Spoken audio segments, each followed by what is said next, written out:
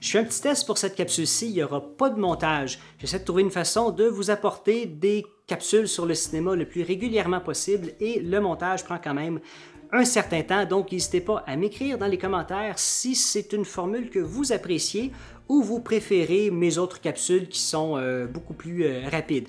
Et d'ailleurs, je vous invite à regarder toutes mes capsules.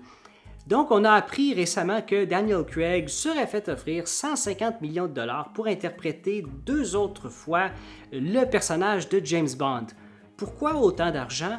Ben parce que Daniel Craig, ça fait des années qu'il le dit, il veut passer à d'autres choses. Jouer James Bond, ça ne l'intéresse plus vraiment. Et il faut le comprendre d'une certaine façon parce qu'avant d'interpréter ce personnage, dans sa carrière, c'était beaucoup plus des rôles secondaires qu'il avait l'habitude d'avoir.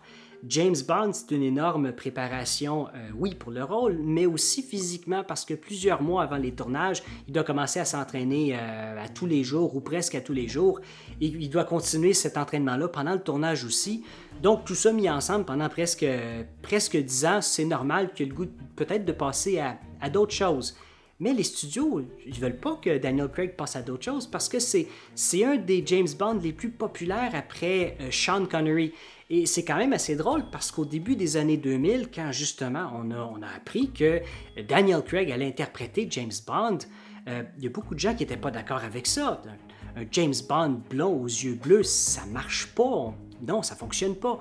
Et finalement, bon, c'est un des plus populaires et on le voit au box-office parce que c'est les films James Bond qui rapportent le plus d'argent. Je donne un exemple, Spectre a rapporté 1,1 milliard au box-office international. C'est le seul James Bond qui a dépassé le cap du milliard au box-office.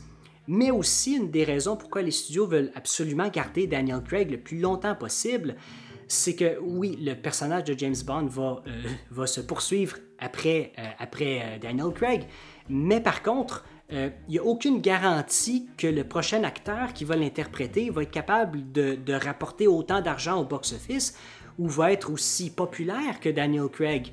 Donc, c'est un peu normal d'offrir autant d'argent pour qu'il reste le plus longtemps possible. Il faut les comprendre là-dessus aussi.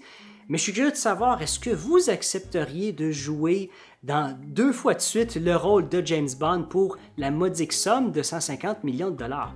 N'hésitez pas à m'écrire ce que vous feriez à sa place dans les commentaires.